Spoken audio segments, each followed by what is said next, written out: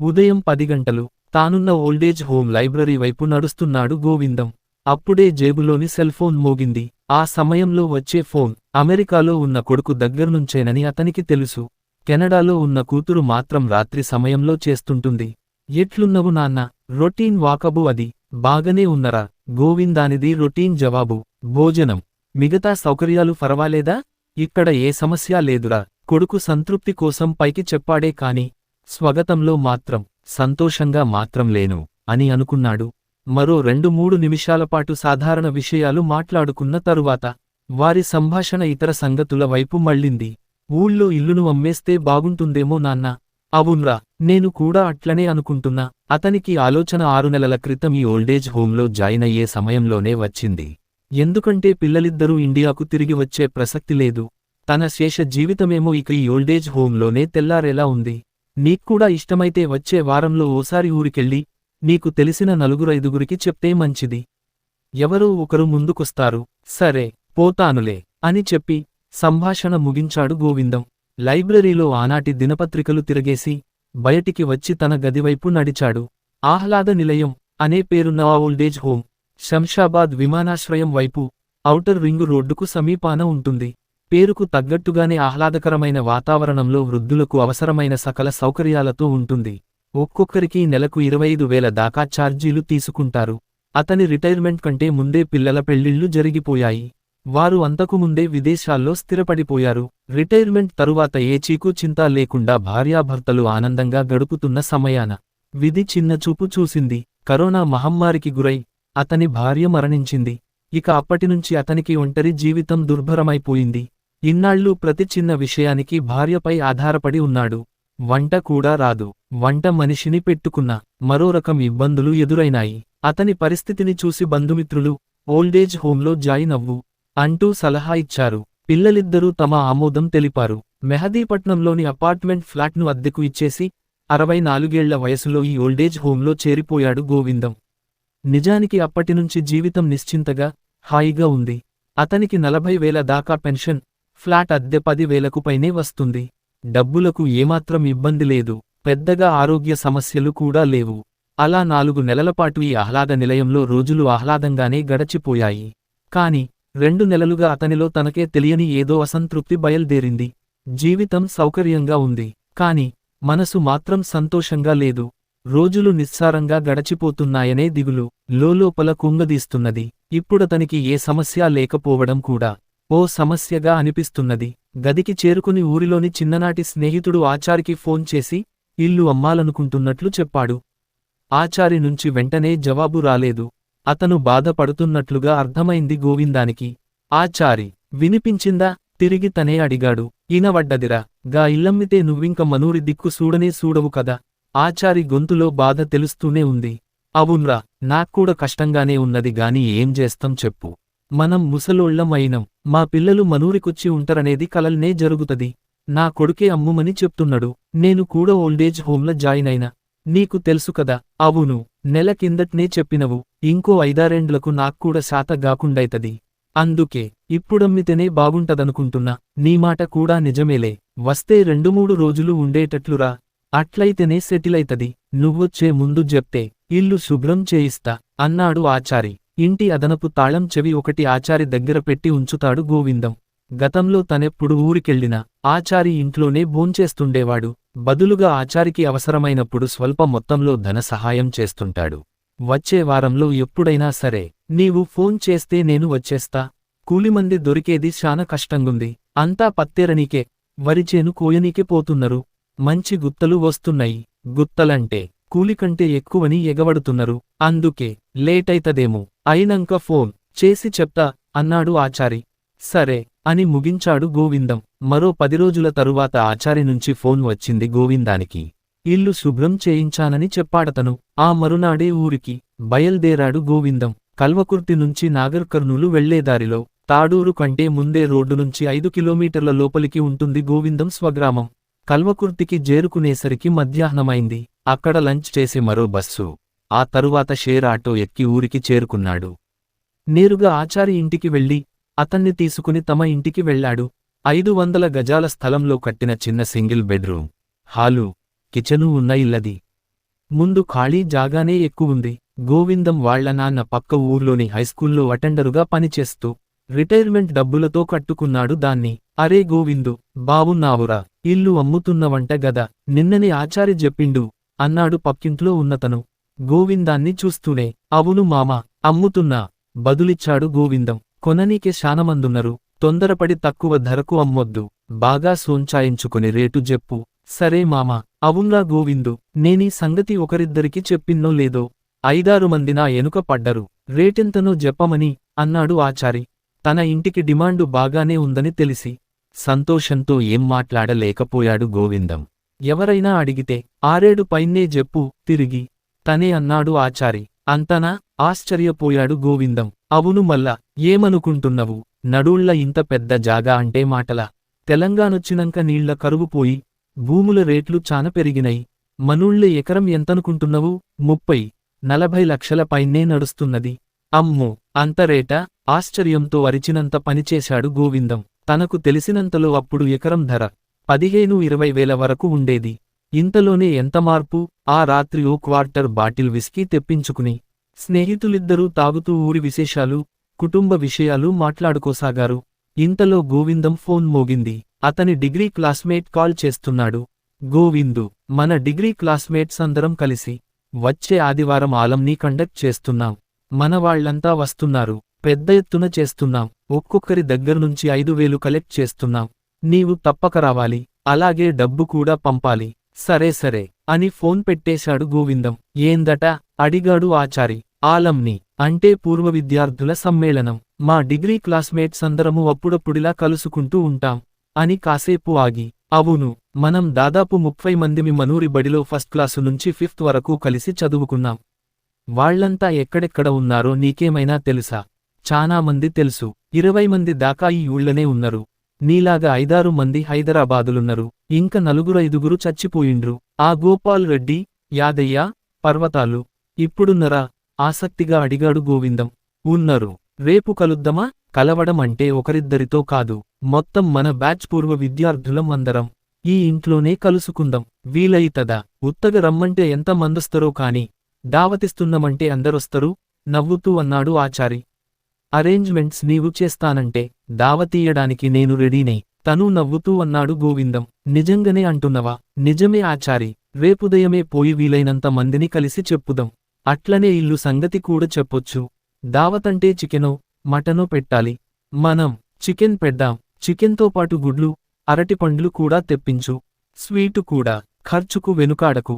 మనం ఇష్టంగా పెట్టాలే. వాళ్ళు తృప్తిగా తినాలే. మరునాడు ఉదయం 9 గంటల సమయంలో యాదయ్య ఇంటికి వెళ్లారిద్దరు. పెరిగిన గడ్డంతో, మాసిన బట్టలతో, శుష్కించిన దేహంతో తన వయసుకన్నా 10 ఏళ్ల పెద్దవానిలా ఉన్నాడు యాదయ్య. తను చిన్నప్పుడు చూసిన యాదయ్యలోని ఒక్క చిన్న పోలిక కూడా ఇప్పుడు ఏ కోశానా కనిపించక ఆశ్చర్యచకితుడయ్యాడు గోవిందం. అరే యాది, నేను స్కూలు అటెండరు చిన్నయ్య కొడుకును గోవిందునురా. మనం ఈ ఊళ్ళనే 5వ తరగతి దాకా కలిసి చదువుకున్నాంరా. గుర్తుపట్టినవా? అంటూ ఆప్యాయంగా పలకరించాడు గోవిందం. అరే గోవిందు, నువ్వా? ఏం బాగరా? గిట్లున్నా నేనింకా నీకు జ్ఞాపకం ఉన్నందుకు మంచిగనిపిస్తున్నదిరా. చదువుకున్నందుకు నీవంతా బాగున్నవు, చదువుకోనందుకు నా కిస్మత్ గిట్లుంది. గొంతులోని అంతులేని విషాదం సృష్టంగా తెలుస్తూనే ఉంది. అన్ని విషయాలు మా ఇంటికాడ మధ్యాహ్నం మాట్లాడుకుందాం. మన క్లాస్మేట్లందరికీ దావతిస్తున్నా. తప్పకరా. నన్నీ ఊళ్ళ దావతుకు పిల్చెటోడే లేడు. నీవంత మంచిగా ఇంటికొచ్చి పిల్చుతుండవు. రాకుండుంటనా? తప్పకొస్తా అన్నాడు. అక్కడినుంచి గోపాల్రెడ్డి ఇంటికి వెళ్లారు గోవిందం, ఆచారి. గోపాల్రెడ్డి ఇల్లును చూసేసరికి ఆశ్చర్యంతో పాటు విచారం కూడా కలిగింది గోవిందానికి. అప్పట్లో ఆ ఊరికే గర్వకారణంగా ఉండేదా ఇల్లు. ఇంటినిండా మందితో ఎప్పుడూ కళకళలాడుతూ గొప్పగా ఉండేది. ఇప్పుడేమో శిథిలావస్థలో దయనీయంగా ఉంది. గోపాల్రెడ్డి తండ్రి ఆ ఊరికి పోలీస్ పటేల్, పైగా భూస్వామి. ఆయన పేరు చెబితేనే ఊరందరికీ హడల్. అందుకే స్కూలులో పిల్లలతో పాటు టీచర్లు కూడా గోపాల్రెడ్డిని ప్రత్యేకంగా చూసేవారు. ఖరీదైన దుస్తులలో యువరాజులా ఉండేవాడతను. అటువంటి గోపాల్రెడ్డి ఇప్పుడు ఆ శిథిలమైన ఇంటి అరుగుపై ఒక్కడే కూర్చుని బీడీ తాగుతూ శూన్యంలోకి చూస్తున్నాడు. గోపాలన్నా, బాగున్నావే? నేను గోవిందును గుర్తున్ననా? గుర్తుపట్టిన గోవిందు. నా బాగు ఏం చెప్తరా? చెప్పుకుంటే ఇజ్జత్ పోతది. కూసోండి కూసోండి అంటూ ఇంకో అరుగును చూయించాడు. కూర్చున్నారిద్దరు.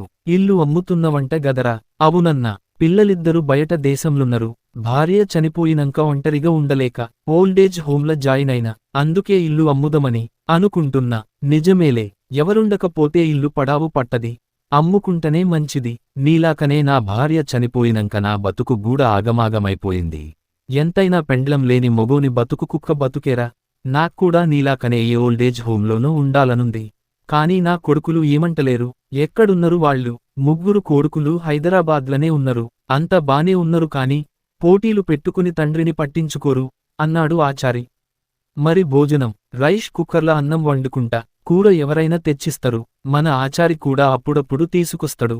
ఇప్పుడైతే కాలు చేయి ఆడుతంది కాబట్టి ఈ మాత్రం జరుగుతున్నది. రేపు మంచాన పట్టే ఎట్లనో అనే ఫికరుతోనే సస్తూ బతుకుతున్నరా. గుండె బరువైపోయింది గోవిందానికి. ఏమని ఓదార్చాలో అర్థం కాలేదు. చివరికి తానిస్తున్న దావత్ గురించి చెప్పాడు.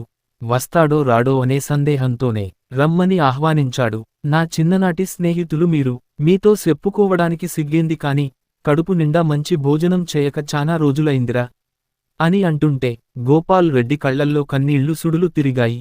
అది గమనించిన ఆ ఇద్దరికి కూడా కళ్ళు చెమర్చాయి. అట్నుంచి పర్వతాలు ఇంటికి వెళ్లారు. పర్వతాలు పరిస్థితి మరీ అధ్వాన్నంగా ఉంది. కుక్కిమంచంపై కాటికి కాళ్లు చాపుకుని ఉన్నవానిలా పడుకుని ఉన్నాడు. చిక్కి శల్యమై ఎముకల గూడులా ఉన్నాడు. వీళ్ళిద్దరూ చెరోపక్క పట్టుకుని లేపితే కాని మంచంపైనుంచి లేవలేకపోయాడు. జీవంలేని కళ్లతో గోవిందం వంక ప్రశ్నార్థకంగా చూశాడు. ఆచారి పరిచయం చేస్తే ఆ కళ్ళు కాస్త వెలిగాయి. తన చేతులతో గోవిందం చేతులను పట్టుకుని ఊపుతూ తన సంతోషాన్ని వ్యక్తపరిచాడు. గోవిందం అతన్ని మధ్యాహ్న భోజనానికి ఆహ్వానించాడు. నాకు వత్తమనే ఉంది. కాని చాతకాదు కదా. నూతిలోంచి వస్తున్నట్లు బలహీనంగా ఉన్న స్వరంలో అంతులేని నిరాశ కూడా ధ్వనించింది. ఆటో పంపిస్తంలే, తప్పకరా అన్నాడు ఆచారి. అట్లయితే తప్పక వస్తా. అతని మొహంలో ఇప్పుడు కొంత వెలుగు కనిపించింది వారికి. మరో అరగంటలో మిగతా అందరికీ చెప్పి ఇల్లు చేరుకున్నారు. ఆటోలో తీసుకురాదగిన వారు 3 భోజనంతో పాటు ఆటో ఏర్పాటు కూడా చేస్తానని ఆచారి వెళ్ళిపోయాడు. మధ్యాహ్నం 1 గంట అవుతుండగా ఒక్కరొక్కరూ రావడం మొదలుపెట్టారు. ఆటోలో వచ్చేవారు కూడా వచ్చారు. మరో అరగంటలో గోపాల్ రెడ్డితో పాటు అందరూ వచ్చేశారు. ఆ సమయానికి ఆచారి అదే ఆటోలో భోజన పాత్రలు తీసుకొచ్చాడు. గోవిందం ఇంటి వాకిలంతా కోలాహలంగా తయారైంది. వృద్ధులైన వారందరూ చిన్నపిల్లల్లా మారిపోయి అల్లరి అల్లరిగా కబుర్లు చెప్పుకుంటున్నారు. పరిహాసాలాడుకుంటూ పగలబడి నవ్వుతున్నారు. తమ కష్టాలన్నీ మరచిపోయినట్లుగా కేరింతలు కొడుతున్నారు. అందరిలోనూ ఉత్సాహం ఉల్లాసం. ఉదయం తను చూసిన దయనీయ స్థితిలోని వారేనా వీరు అని ఆశ్చర్యపోతూ ఆనందపడ్డాడు గోవిందం. ఆచారి సైగ చేయగానే లేచి ఒక్కొక్కరి దగ్గరికి వెళ్తూ ఇక లేవండి, భోంచేసిన తరువాత తీరిగ్గా కూసొని మాట్లాడుకుందాం అన్నాడు. గోవిందం, ఆచారి ఇద్దరూ అందరి ప్లేట్లలో వడ్డిస్తున్నారు. బగారా అన్నం, తెల్లన్నం, చికెన్ కూర, గుడ్ల పులుసు, పప్పు, ఆలుగడ్డ కూర, చారు, పెరుగు అన్నీ సిద్ధం చేశాడు ఆచారి. ఈ పల్లెటూర్లో ఇంత తక్కువ టైంలో ఇన్ని ఐటమ్స్తో ఇంత మంచి విందు భోజనం చేయిస్తవనుకోలేదు. నీవు గ్రేట్ రా. అట్లనే థాంక్స్ కూడా. ఆచారిని హృదయపూర్వకంగా మెచ్చుకున్నాడు గోవిందం. వంటంతా నా భార్య చేసిందిరా. సామానంతా ఈ ఆటో రాజుతో తెప్పించిన. నాదేం లేదు నవ్వుతూ అన్నాడతను. అన్నం తిన్న తరువాత అరటిపండు, మైసూర్ పాక్ కూడా పెడుతుండటంతో గోపాల్ రెడ్డి ఆగలేక గోవిందం దగ్గరికెళ్ళి గోవిందు, నిన్నెట్ల మెచ్చుకోవాలనో సమజైతలేదు కాని అన్నీ చాలా బాగున్నాయి. చాలా దినాల తరువాత మంచి భోజనం తిన్నా అన్నాడు. అవునన్నట్లుగా అందరూ తలలూపి ఒప్పుకున్నారు. భోజనాల తర్వాత అందరూ కబుర్లలో పడిపోయారు. మరో గంట తరువాత అందరికీ కూల్ డ్రింక్స్ తెప్పించి గ్లాసుల్లో పోసి ఇచ్చారు. గోవిందు, నీకు చేతులెత్తి మొక్కాలిరా. ఇంతకు ముందెన్నడూ మేమంత ఇట్ల కలుసుకున్నది లేదు. ఇంత సంతోషంగా గడిపింది లేదు. మమ్ముల్ని మా పిల్లలు కడుపు నిండ తిండి పెట్టకుండా మార్చి సంపుతున్నరు. కుక్క బతుకైందిరా మాది అన్నాడొకతను. అవున్రా, ఆసరా పింఛను 2000 మమ్ముల్ని ఇంట్లుంచుకుని గింత గంజి పోస్తున్నరు. కాని ఓ మంచి మాట లేదు. రోగమొస్తే పలకరించే దిక్కులేదు అన్నాడు మరొకతను. నా ముందల్నే మంచిగా చేసుకుని తింటరు. నాకేమో సద్దికూడు పెడ్తరు. Chicken mutton తెచ్చుకుంటరు. నాకు నా భార్యకు గింత సోర్వనన్న పెట్టరు. రాత్రి మిగిలిందే పెడ్తరు. దాదాపు ఏడ్చినట్లుగా అన్నాడు పర్వతాలు. పొద్దుగాల తింటే రాత్రి దాకా ఎదురు చూడాలే. ఒక్కోసారి ఆకలికి కడుపుల నొప్పి. వెక్కి వెక్కి ఏడవసాగాడు మరొకతను. ఊర్కో, ఏడ్వకురా అంటూ అతన్ని ఊరడించడానికి ప్రయత్నిస్తూ ఇంకొకరు కన్నీళ్లు పెట్టుకున్నాడు. అందరికి కూడా దుఃఖం వచ్చి చిన్నగానో మౌనంగానో రోదించారు కొద్దిసేపు. గోవిందానికి కూడా గుండెల్లోంచి దుఃఖం తన్నుకొచ్చింది. వాళ్ల దీనగాథలు వింటుంటే, వారితో పోల్చుకుంటే తనంత అదృష్టవంతుడు వీళ్లందరిలో లేడు. మరో గంటకు అందరికీ టీలు తెప్పించాడు. టీలు తాగి విచారం నుంచి తేరుకున్నారు. అనంతరం అందరూ పరస్పరం వీడ్కోలు చెప్పుకుని, కృతజ్ఞతగా గోవిందాన్ని ఆలింగనం చేసుకుని, ఆనందంగా వెళ్ళిపోయారు. ఆ రాత్రి పడుకున్నాడే కాని నిద్రరావడం లేదు గోవిందానికి. మనసంతా అల్లకల్లోలంగా తయారైంది. తన బాల్య స్నేహితుల విషాద గాథలే చెవుల్లో గింగురుమంటున్నాయి. ఈ వృద్ధాప్యంలో అందరి కష్టాల కడగండ్లలో సారూప్యం గురించి ఆలోచిస్తుంటే, అతనికి 3 సమస్యలు ప్రధానంగా తోచాయి. మొదటిది ఆకలి. వాళ్లకు సరైన సమయానికి సరైన ఆహారం కడుపునిండా లభించడం లేదు. రెండవది అనారోగ్యం. సరైన వైద్య సహాయము, మందులు లేవు. మూడవది నిరాదరణ లేదా తిరస్కారం. కుటుంబ సభ్యులెవరూ వారిని పట్టించుకోవడం లేదు. పైగా హీనంగా చూస్తున్నారు. వారు ఒక్కపూటైనా నలుగురితో కలిసి కడుపునిండా భోజనం చేస్తే ఆరోగ్యం కొంత మెరుగుపడవచ్చు. నిరాదరణ వల్ల కలిగిన నైరాశ్యాన్ని అధిగమించవచ్చు. ఈ ఆలోచనలతో అతను మదనపడగా ఓ పరిష్కారం తోచింది. ఉదయమే లేచి ఆచారి ఇంటికి వెళ్లాడు. ఆచారి అతని భార్యతో తన ఆలోచనను పంచుకున్నాడు. తన పరిష్కారంలోని సాధక బాధకాలను చర్చించాడు. వాళ్ళిద్దరూ సహకరిస్తే తను ఇవ్వబోయే ప్రతిఫలం గురించి చెప్పాడు. అప్పుడు వాళ్లు సంతోషంగా ఒప్పుకున్నారు. రాత్రి పిల్లలిద్దరికీ ఫోన్ చేసి విషయానికి చెప్పాడు. అల్టిమేట్గా నీవు సంతోషంగా ఉండటమే మాకు కావాల్సింది నాన్నా అని ఒకే రకంగా చెప్పారు వాళ్ళు. మరుసటి ఉదయమే ఆటో రాజును పిలిచి, ఊళ్ళోని తన క్లాస్మేట్స్తో పాటు మిగతా వృద్ధులందరినీ ఆడామగా తేడా లేకుండా మధ్యాహ్న భోజనానికి రమ్మని చెప్పి పంపించాడు గోవిందం. అది దావత్ కాదని, రోజూ తినే మామూలు భోజనమేనని చెప్పమన్నాడు. ఆ మధ్యాహ్నానికి 30 మంది వృద్ధుల దాకా వచ్చారు. అన్నం, ఒక కూర, చారు, పెరుగుకు అదనంగా ఒక గుడ్డును వడ్డించారు. అందరూ ఇష్టంగా తిని సరదాగా కబుర్లు చెప్పుకోసాగారు. ఇదే రకమైన సింపుల్ భోజనం ప్రతిరోజూ మనమందరం ఇట్లనే కలిసి తినాలని నా కోరిక. మరి మీరు వస్తరా అని అడిగాడు గోవిందం. ఇల్లమ్ముకుని పోదమని వచ్చినోనివి ఈడెట్లుంటవు గోవిందు ఆశ్చర్యంగా అడిగాడు గోపాల్రెడ్డి. అట్లనుకునే వచ్చినా, కాని మొన్న మనం దావత్ చేసుకున్నంక నా ఆలోచన మారింది. ఇల్లును ఇప్పుడే అమ్మను. నాకు చాతనైనన్ని రోజులు మీతోనే ఇక్కడే కలిసి ఉందమని అనుకుంటున్నా. ఓల్డేజ్ హోంలో నాకెంతో హాయిగా ఉంటది. కాని మీతో ఇట్లుంటే మాత్రం ఆనందంగా ఉంటున్నా. ఆ ఓల్డేజ్ హోమ్లా నెలకు నేను కట్టే 25,000తోనే మనం 30 మందిమి ఒక పూట మంచిగా తింటున్నాం, సంతోషంగా ఉంటున్నాం. అంతకన్నా ఏం కావాలి నాకు? అందుకే మీరేమీ మొహమాట పడకుండా మా గోవిందుగాడి ఇంటికి పోతున్నాం అని అనుకొని రాండ్రి. ఎందుకంటే నేను ఓల్డేజ్ హోంకు ఇచ్చే పైసల్నే మనందరి కోసం ఖర్చు పెడుతున్నా అన్నాడు గోవిందం చిరునవ్వుతో నమస్కరిస్తూ. నీవెందుకురా మాకు మొక్కుతున్నవు? నీ గొప్ప మనసుకు మేమందరం నీకు మొక్కాలే అన్నాడు యాదయ్య. అవునవును అని ముక్తికంఠంతో గట్టిగా అంటున్న వారి కళ్లలో సంతోషకరమైన ఓ చిన్న వెలుగు రేఖ మెరిసింది. ఎంత చిన్నదైనా వెలుగు వెలుగే కదా.